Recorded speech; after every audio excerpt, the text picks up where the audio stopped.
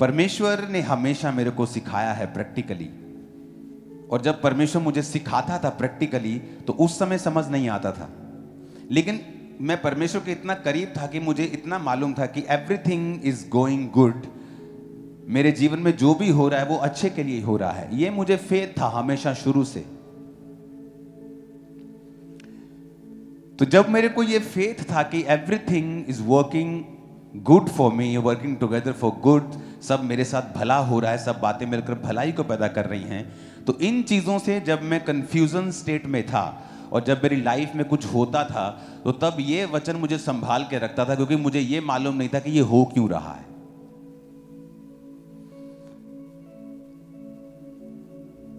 एक very important word आपके लिए परमेश्वर जो देना चाहता है टुडे वो है रेस्ट।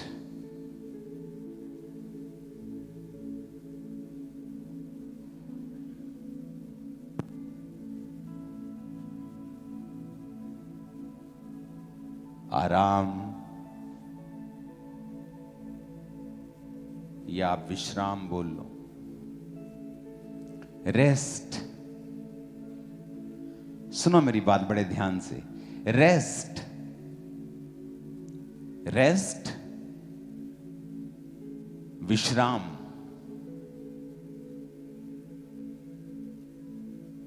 वचन में लिखा है कि परमेश्वर ने अपने कामों को खत्म किया और 7वें दिन विश्राम किया, जिसे उसने सबत का दिन ठहराया। और उस सबत के दिन को परमेश्वर ने कहा तुम आराम करोगे। कोई हिलना मत प्लीज।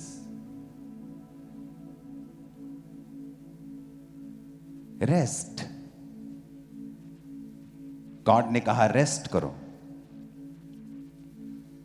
और खुद रेस्ट की, जबकि परमेश्वर थकता नहीं, वो हाफता नहीं, वो कमजोर नहीं होता, उसकी एनर्जी कम नहीं होती, लेकिन इसके बावजूद उत्पत्ति 2 उसकी 1 से 3 आयत में लिखा है, यूं आकाश और पृथ्वी और उसकी सारी सेना का बनाना समाप्त हो गया, और परमेश्वर ने अपना काम जिससे वो करता था 7वें दिन समाप्त किया, और उसने अपने किए हुए विश्राम से काम से 7वें दिन विश्राम किया। और परमेश्वर ने 7वें दिन को आशीष दी और पवित्र ठहराया, क्योंकि उसमें उसने सृष्टि की रचना के अपने सारे काम से विश्राम लिया। तो वो 7वां दिन परमेश्वर ने उसमें आराम किया, ही रेस्ट। वो शनिवार का दिन था, जीसस क्राइस्ट के जी उठने के बाद रेस्ट का दिन स्पिरिचुअली वो संडे हो गया, क्योंकि जीसस क्राइस्ट उस दिन जी उठे और संडे का दिन ठहराया गया कि चर्च में आप जाएंगे और वचन को सुनेंगे और रेस्ट करेंगे। रेस्ट एक ऐसी चीज है जिससे शैतान फाइट करता है। डेविल अपना पूरा जोर लगा देगा आपकी रेस्ट के साथ फाइट करने से। रीजन, उत्पत्ति 6 उसकी 7 से 21 आयत में लिखा है, तब यहोवा ने कहा मैं मनुष्य को जिसकी मैंने सृष्टि की है पृथ्वी पर से मिटा दूंगा, क्या मनुष्य, क्या पशु, रेंगने वाले, आकाश के पक्षी, सब मिटा दूंगा, क्योंकि उनके बनाने से मैं पछताता हूं। परंतु यहोवा के अनुग्रह की दृष्टि नूह पर बनी रही, और नूह की वंशावली यह है कि नूह धर्मी और अपने समय के लोगों में खरा था।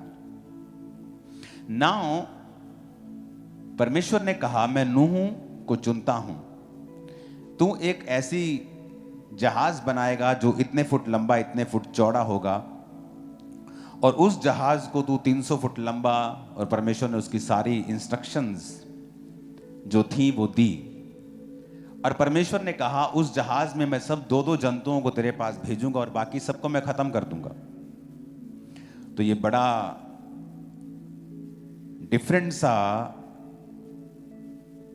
परमेश्वर ने एक मैसेज दिया। और जब हम विश्राम शब्द को देखते हैं, उत्पत्ति 2 उसकी 1 से 3 आयत में जब परमेश्वर ने कहा कि मैंने विश्राम किया, तो विश्राम शब्द जब हम इब्रानी भाषा में देखते हैं उसको देखेंगे, नहीं, इससे पहले वाला शब्द,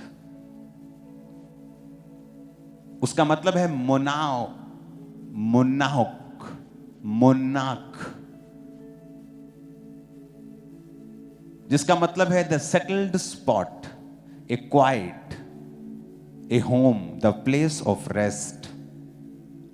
और जब परमेश्वर ने नूह को चुना कि मैं तेरे द्वारा नई सृष्टि पैदा करूंगा, तू, तेरी पत्नी और तेरे 3 बेटे और तेरी 3 बहुएं जो हैं वो पूरी सृष्टि को पैदा करेंगी, क्योंकि मैं सबको मिटा दूंगा। तो जब नूह को आप देखते हैं उत्पत्ति 6 में 7 से 21, जब परमेश्वर उससे बात कर रहे थे तो परमेश्वर ने कहा तू उसकी 300 हाथ लंबाई, चौड़ाई 50 हाथ और ऊंचाई 30 हाथ की एक बनाकर उसका जहाज बनाकर उसकी पूरी परमेश्वर ने इंस्ट्रक्शन दी। जब आप 21 आयत पढ़ेंगे तो परमेश्वर ने कहा कि उस जहाज को जब तू बनाएगा उसकी इतनी लंबाई इतनी चौड़ाई होनी चाहिए, वो गोपेर वृक्ष की लकड़ी का होना चाहिए, उसके अंदर अलग अलग कोठरियां होनी चाहिए, तो ये तूने बनाना है। अगर आप नूह को देखेंगे तो नूह का मतलब भी इब्रानी भाषा में जब आप देखते हैं, वो पहले वाला पिक्चर दिखाएंगे, नोआख, ये भी उसी विश्राम से निकला है जो परमेश्वर ने कहा था कि मैंने विश्राम किया। उसका मतलब था मोनोआख, इसका मतलब है नोआख, उसका था मोनोआख, यानी जो नूह है वो विश्राम, उसका मतलब था रेस्ट। नूह का मतलब है रेस्ट, यानी जीसस ने, यहोवा पिता ने उस व्यक्ति को चुना जो रेस्ट में था। रेस्ट में, वेरी इंपॉर्टेंट। अगर आप प्रभु के लिए इस्तेमाल होना चाहते हैं, 3 प्रकार की रेस्ट आपकी लाइफ में होनी चाहिए। अपने पड़ोसी को बोलो 3 प्रकार की रेस्ट। फिर से बोलो अपने पड़ोसी को। पहली रेस्ट जो आपकी लाइफ में होनी चाहिए,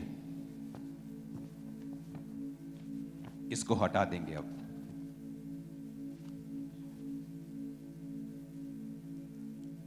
वो है रेस्ट फ्रॉम।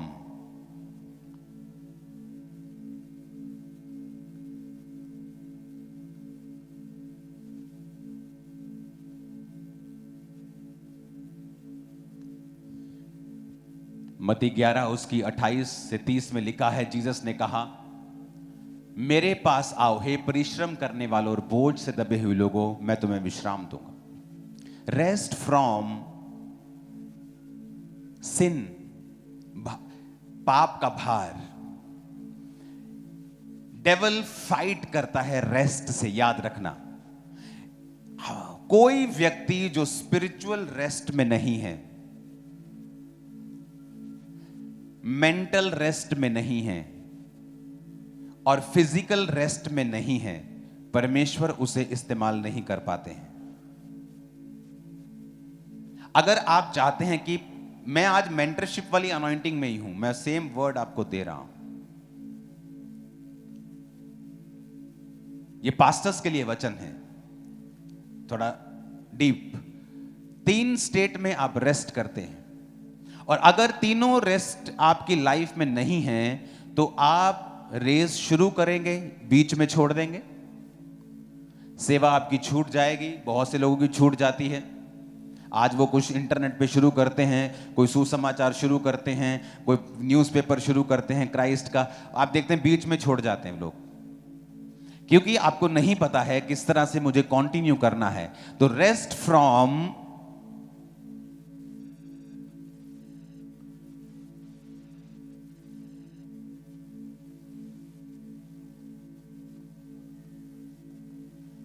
पाप के भार से आपको रेस्ट चाहिए। स्पिरिचुअल, अगर आप पाप में हैं, आप भार में हैं, आप स्पिरिचुअल रेस्ट में नहीं हैं। अगर आप स्पिरिचुअल रेस्ट में नहीं हैं तो परमेश्वर बड़ा काम करने के लिए आपको नहीं चुन सकते हैं।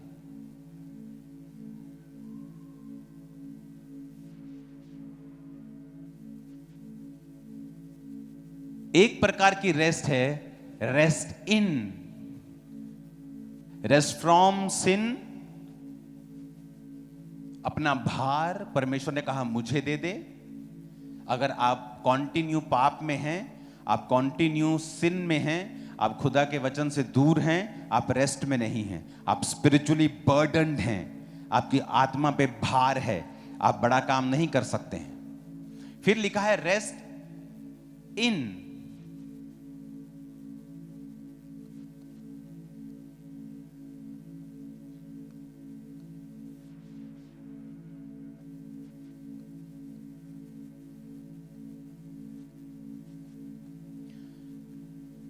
रेस्ट इन गॉड्स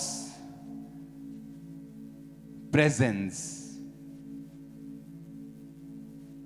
अगर आप परमेश्वर के प्रेजेंस में रेस्ट नहीं करते हैं,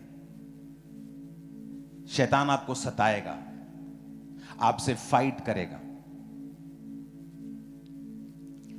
क्योंकि जब परीक्षाएं आएंगी, अगर आपके अंदर परमेश्वर की प्रेजेंस आपके नहीं है, आप प्रभु की प्रेजेंस में नहीं बैठते हैं, आप परमेश्वर के वचन पर आपने अपना ध्यान कंप्लीट नहीं लगाया हुआ कि मैं क्रिश्चियन होकर भी बीमार क्यों हूं, क्रिश्चियन होकर भी सफरिंग क्यों कर रहा हूं, वाई सो मेनी स्ट्रगल्स। अगर आपका ध्यान परमेश्वर की रेस्ट पर और परमेश्वर की प्रेजेंस में अगर आपका नहीं है, आप रेस्ट में नहीं हैं, जैसे ही रेस्ट आपकी लाइफ से गायब होगी, शैतान एंटर करेगा।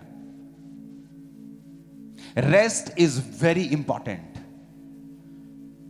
एक है रेस्ट फ्रॉम, रेस्ट इन।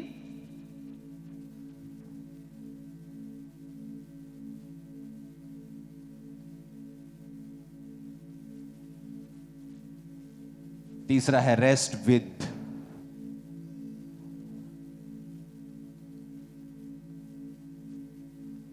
एक दिन, क्योंकि शुरू से मेरी आदत रही है कि मैं अपने घर के अंदर रहता हूं ज्यादा समय, 99% ऑफ द टाइम।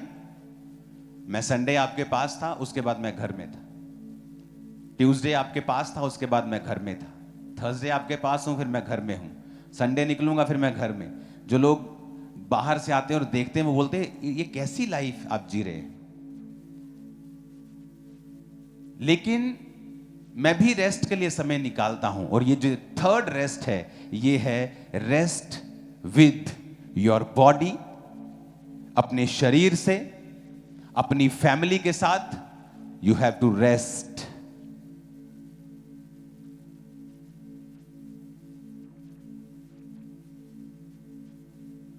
और ये इंपॉर्टेंट पार्ट है। एक दिन जब मैंने सोचा कि बहुत काम हो गया, मैंने अपनी फैमिली को बोला चलो हम कुछ देर चलते हैं शहर से बाहर, क्योंकि शहर में हम घूम नहीं सकते। सब लोग जानते हैं, किसी मोहल्ले में मैं किसी बाहर खड़ा भी हो जाऊंगा तो वहां हजारों लोग इकट्ठे हो जाते हैं हर बार। किसी मॉल में मैं चला जाऊंगा, वहां लोग इकट्ठे होंगे। कोई जगह नहीं जहां चर्च के लोग नहीं, कोई जगह नहीं जहां क्रिश्चियंस नहीं। तो हम हमेशा यूजली शहर या देश के बाहर रेस्ट करते हैं। एक दिन मैं अपनी वाइफ के साथ, मैंने कहा मैं तुमको घुमा के लेके आता हूं। हम पंजाब के बाहर चले गए और हम एक सुंदर सी जगह पे गए। वो होटल था लेक के ऊपर बना हुआ। मैंने कहा यहाँ हम थोड़ी देर, एक हफ्ता रेस्ट करेंगे, प्रेयर करेंगे, फिजिकल रेस्ट करेंगे आराम से। प्रार्थना तो हम छोड़ते नहीं, यहां आओ बाहर। सडनली जैसे ही आप वहां पहुंचे, एक दिन में मैसेज आया, ओह पापा जी फलाना टीम मेंबर छोड़ गया चर्च। हम डाउट में चले जाते हैं कि मैं क्या सही कर रहा हूं, मैं यहां घूमने आया हूं, ये कुछ शारीरिक चीज तो नहीं है।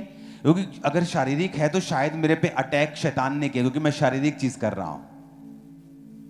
क्योंकि आप जब मसीह में बढ़ रहे होते, सीख रहे होते हैं, आपको कुछ चीजें पता नहीं चलती क्या हो रहा है।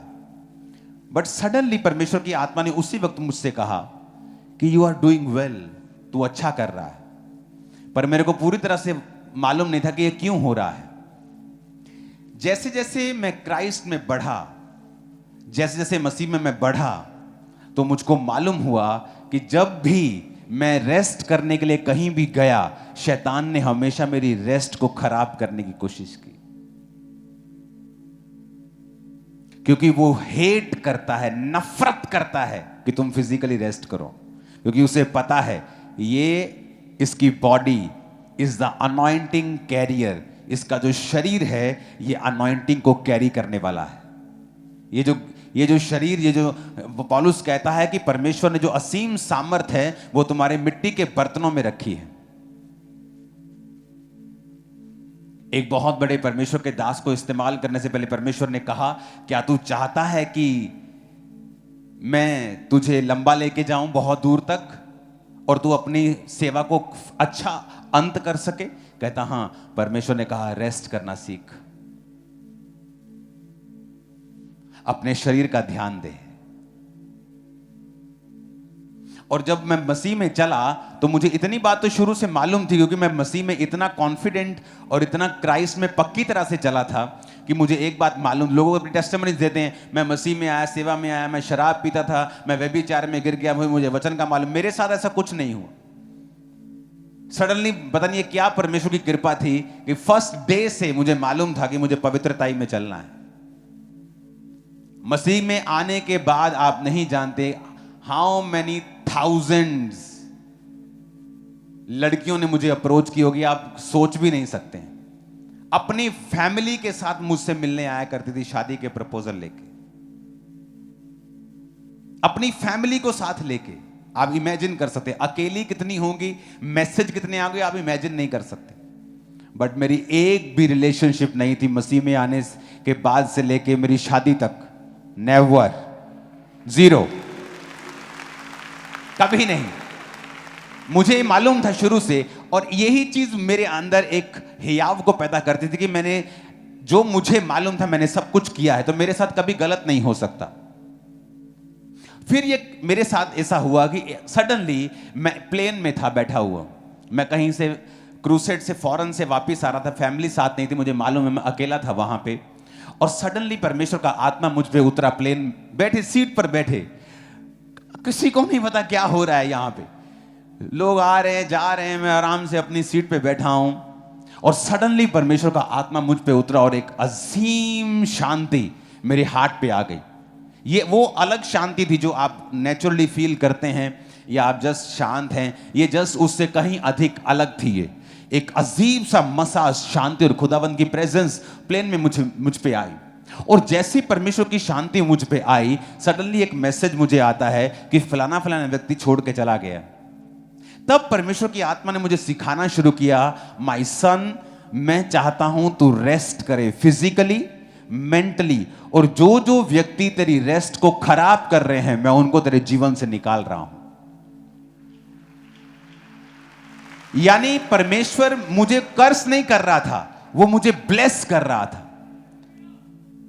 और सडनली मैंने रियलाइज किया, आफ्टर वो प्रूनिंग, जो छंटनी के बाद कुछ महीने की छंटनी जब मैंने चर्च में की, टीम में की, सडनली मैंने रियलाइज किया कि मेरी रेस्ट बहुत नेक्स्ट लेवल तक बढ़ चुकी है। मेरी अनॉइंटिंग इंक्रीज हुई, मसा इंक्रीज हुआ, चर्च 1 से 200 में आज पहुंच गई है, गैदरिंग, ग्लोरी, हर चीज। क्योंकि परमेश्वर ने कहा जब तक तू रेस्ट नहीं करेगा मैं तुझे बढ़ा नहीं सकता। Spiritual rest, physical rest, mental rest, पापों से अलग होकर परमेश्वर में रेस्ट, अपना बोझ परमेश्वर को देना, आराम करना।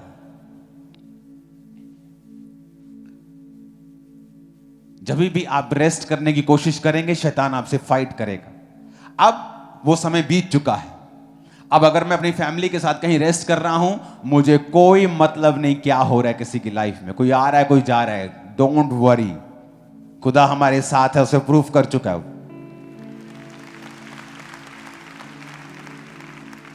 Rest is very important. और जो व्यक्ति परमेश्वर देखता आपकी रेस्ट को खराब कर रहा है, परमेश्वर कोशिश करता है उसको रिमूव करने की तुम्हारी लाइफ से। Rest is very important. Spiritual rest, mental rest, परमेश्वर की प्रेजेंस में रेस्ट, और फिजिकल रेस्ट। आप कहेंगे कहां लिखा है बाइबल में? तो लिखा है बाइबल में,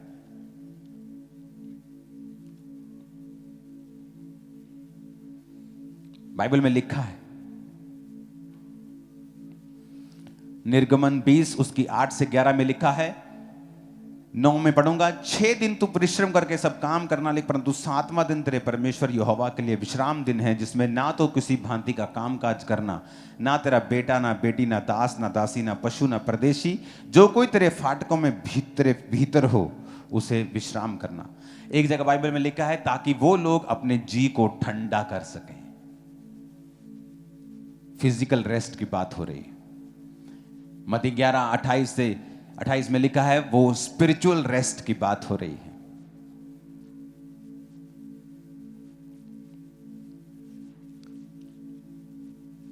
हालेलुया।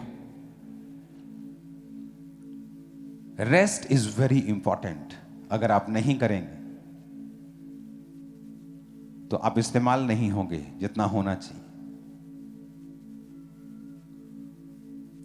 पहला कुरिन्थियों 6 उसकी 19-20 में लिखा है, क्या तुम नहीं जानते तुम्हारी देह पवित्र आत्मा का मंदिर है जो तुम में बसा हुआ है, जो तुम्हें परमेश्वर की ओर से मिला है और तुम अपने नहीं हो, क्योंकि तुम दाम देकर मोल लिए गए हो। अपनी देह के द्वारा खुदा की महिमा करो। आपकी देह की केयर करना आपकी जिम्मेवारी।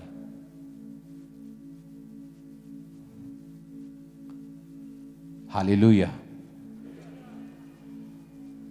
आप जानते हैं इंडिया के लोग कितना कम जी रहे हैं? आप देख लो, कहीं जाकर देख लो, 60 साल में लोगों की आयु खत्म हो रही है इंडिया में। 65 साल में आदमी बुजुर्ग लग रहा है इंडिया में। और एक दिन हम स्विट्जरलैंड में थे और हमने देखा कि 90 साल का जोड़ा, मोस्टली लोग 90-90 साल के थे वहां जो घूमने आए थे। रेस्ट कल्चर इंडिया में नहीं। हर बंदा ओवरवर्क्ड है। एवरीबॉडी, मुझे भी मिला लो साथ, ओवरवर्क्ड है हर आदमी। हर आदमी आपसे मिलना चाहता है। हर आदमी आप चाहता कि मैं आज चर्च में आया हूं, पापा मुझे मिल लें। आपको अपने बारे में सोचना पड़ेगा,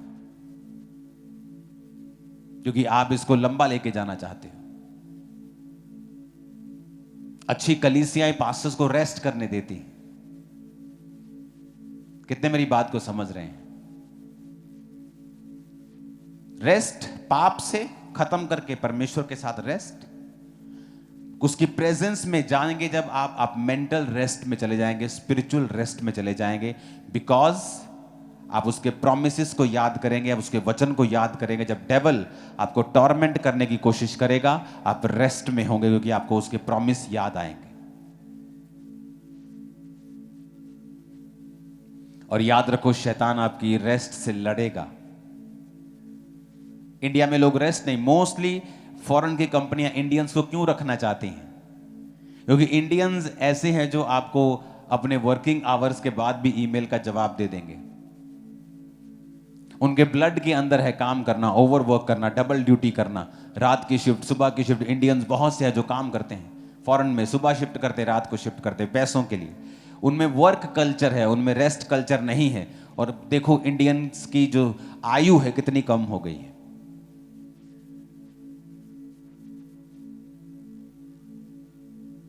आपको एक दिन अपने आप को देना है फुल रेस्ट करने के लिए। उसमें आप वर्शिप कर सकते हैं, आप चर्च जा सकते हैं, लेकिन कोई काम नहीं, कोई स्ट्रेस नहीं। रेस्ट, प्रेयर, पाप से आजादी, परमेश्वर की प्रेजेंस में जीना। क्योंकि जीसस ने, यहोवा पिता ने नूह को चुना, जिसका मतलब था रेस्ट। आप स्पिरिचुअली रेस्ट में हैं, आप सॉर्टेड आउट हैं, अंदर से सॉल्व हो चुका है सब। परमेश्वर आपको ज्यादा इस्तेमाल करेगा। अगर आप हड़बड़ाहट में हैं, काली में हैं, जल्दी में हैं, डाउट में हैं, बहुत कम चांसेस हैं आपके परमेश्वर आपको यूज करे। तो बहुत जल्द आपने इस चीज के लिए प्रार्थना भी करनी है कि बहुत सारी चीजें देश के बाहर भी मिनिस्ट्री कर रही है। और बहुत जल्द मैं फिर अमेरिका में चला जाऊंगा कुछ देर के लिए, कोई ऑफिशियल मीटिंग्स के लिए, कुछ और कामों के लिए, क्रूसेड्स के लिए, कनाडा में क्रूसेड्स के लिए। आपको हमेशा याद रखना है कि कुछ बड़ा हो रहा है। Back of the scene big thing happening, big big, very big. Hallelujah. तो हमेशा आपको याद रखना है ये चीजें, अपने बीजों को बोते रहना है। क्योंकि जब जरूरत नहीं होती मैं आपको बोलता नहीं, जब मुझे लगता है कि हाँ ये बड़ी चीज है, अगर हम ये करेंगे तो लोगों के लिए ये ब्लेसिंग है, लोगों के लिए ये आशीष है कि अब 400 लोगों के बुलाने के बजाय हम 4000 लोगों को बुलाएंगे, तभी भी खुले खुले लोग होंगे। आप जल्दी जल्द प्रेयर माउंटेन आया करेंगे, बहुत जल्दी नंबर आया करेगा एवरी डे। मंथ में हो सकता है आप एक बार एंटर कर जाएं, 2 मंथ में आप एक बार एंटर कर जाएं। तो ये एक ब्लेसिंग है चर्च के लिए, जो दे दी है खुदावन, देगा नहीं, दे दी। आपको इसका अपडेट रखना देना जरूरी है ताकि आपको मालूम हो कि क्या हो रहा है। तो अभी कुछ पेमेंट चली गई है, कुछ जाएगी और कुछ जनवरी में जाएगी। तो आपने हमेशा ध्यान रखना है कि खर्चे बहुत ज़्यादा हैं और जल्दी 10 बसेस मैं खरीद रहा हूँ, 10 बसेस चर्च के लिए, जो आपको लेके आया करेंगी, लेके जाया करेंगी इवेंजलिज्म के लिए, चीज़ों के लिए। तो वो भी बहुत जल्द होने वाला है। परमेश्वर के लिए है सारा कुछ, एवरीथिंग, एवरीथिंग। हमारी लाइफ शुरू से सॉर्टेड आउट रही। आप जानते, जब मैं इस सेवकाई में आया, मैं लाखों रुपया कमाने वाला एक बिजनेसमैन था। तो मुझे एक डॉक्टर साहब मिले जो मसीह में थे। उन्होंने कहा कि मैंने पहली बार देखा है कि ऐसा पास्टर जो अपनी लाइफ में फाइनेंशियली सॉर्टेड आउट है। कहते प्रभु आपको बहुत यूज़ करेगा, क्योंकि आप फाइनेंशियली अपनी लाइफ में आप सॉर्टेड हैं, आपको कोई चीज़ चाहिए नहीं। क्योंकि लोग मुझे हमेशा, जब मैं फॉरेन में जाता था, आप शॉपिंग कर लो, आप यहाँ चले जाओ, वहाँ चलते हैं। मुझे किसी चीज़ का शौक, मैं सब कुछ देख दाख के परमेश्वर में आया था। कोई चीज़ मुझे ऐसे नहीं था कि हो वाह ओ तेरी तो आईफोन, ओ बल्ले बल्ले बल्ले। मुझे कोई चीज़ का ऐसा वो हाशो पशो नहीं था शुरू से। वो सेटिस्फैक्शन थी मेरी लाइफ में। और बहुत सारे ट्रबल थे, मेंटल फिजिकल, जो मेरी लाइफ में थे। फाइनेंशियल मेरी लाइफ में कभी ट्रबल नहीं रहा। जब मैं मसीह में नहीं था तब भी नहीं था, लेकिन मसीह में आने के बाद हमने बरकत पाई है। हम बड़े हैं, ब्लेस्ड हुए हैं। हालेलुया। मसीह में आने से पहले मेरी फैमिली कर्जे में थी। हमारा बिजनेस बड़ा था, लेकिन आप पता, बड़े बाबू लोग, बिजनेस बड़े होते, कर्जे उससे बड़े होते। हम वो बाबू थे, बिजनेस भी बड़ा, कर्जे भी बड़े। लेकिन परमेश्वर ने, जब 2004 में परमेश्वर में मैं आया, उसने मेरी फैमिली को ब्लेस किया। जबकि वो नॉन बिलीवर थे, क्योंकि घर से एक बिलीवर था तो पूरी फैमिली ब्लेस होती थी। और मेरे जब पास्टर्स विरोध का सामना करते थे मेरी वजह से, क्योंकि मेरे रिश्तेदार मेरे पास्टर्स को मारने की धमकियां देते थे, तो मेरे पास्टर्स मेरे को बुलाकर बोलते थे कि जो तू अपने बिजनेस से टाइथ लेके आता ना, बंद कर दो उसको। जब तू बंद कर देगा तेरी फैमिली सफ़र करेगी, तेरा बिजनेस डाउन होगा, उनको मालूम होगा तेरी वैल्यू क्या है। लेकिन मैंने कभी बंद नहीं किया। उस वजह से मेरी फैमिली और बिजनेस हमेशा ब्लेस होता था। उनको लगता था कि हमारे बिजनेस को शायद हम मेहनत कर रहे हैं, फलवंत हो रहा है। तो सारी उम्र हमने मेहनत की थी, कभी फलवंत नहीं हुए थे। मेरे मसीह में आने के बाद ऐसी कौन सी मेहनत थी जो फलवंत हो रहे थे? लेकिन परमेश्वर था जो इनसाइड हमें पीछे से बढ़ा रहा था और एक्सट्रीमली ब्लेस कर रहा था। तो ये परमेश्वर की मर्जी थी। और एक समय आया जब परमेश्वर ने सेवकाई में बढ़ाना था, उस बिजनेस को आग लगाकर परमेश्वर ने खत्म किया। उसके बाद वो बढ़ा नहीं। इमेजिन करो परमेश्वर की योजना कि अगर वो बिजनेस अब अभी भी उसी लेवल पे बढ़ रहा होता तो मेरी फैमिली कभी भी सेवकाई में नहीं आती। वो सेवकाई में आए, उन्होंने बहुत सा मेरा बोझ उठाया, जो मैं करता था वो कर रहे हैं। तो मैं सेवा में ज्यादा समय दे पा रहा हूं और ज्यादा समय आपको दे पा रहा हूं, परमेश्वर को दे पा रहा हूं। गॉड का आइडिया देखो, वो मास्टर प्लानर है। तारीफ करो जोर से। अपने हाथों को उठाओ, मेरे साथ एक लाइन को गाओ।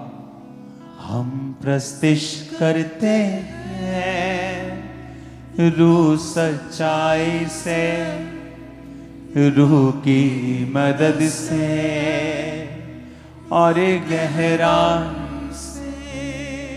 हम प्रस्तिश करते हैं रूह सच्चाई से, रूह की मदद से और गहराई से। प्रस्तिश की माला लाए तेरे चरणों में, प्रस्तिश का शोर पहुंचे तेरे। आप जानते, जब ये शुरुआत हुई मसीह लाइफ में मेरी, क्रिश्चियनिटी की, मेरी मिनिस्ट्री की, तो एक एक गीत को हम 2-2 घंटे गाया करते थे। 2-2 घंटे वन सॉन्ग। उस समय कई बार आप अपने घर को, महल को जब बनाते हो तो आप उन दिनों में बहुत मेहनत करते हो। लेकिन जब महल बन जाता है तब आप मेहनत नहीं करते, फिर आप उसमें रहते हैं। एक समय आता है कि परमेश्वर की प्रेजेंस को लाने के लिए आप घंटों वर्शिप करते हैं। फिर एक समय आता है परमेश्वर उतर आता है आपके जीवन और सेवकाई में, फिर आपको घंटों वर्शिप करने की जरूरत नहीं। आप 15 मिनट करेंगे, आप 1 घंटा करेंगे, दैट्स इट। परमेश्वर उतर आएगा।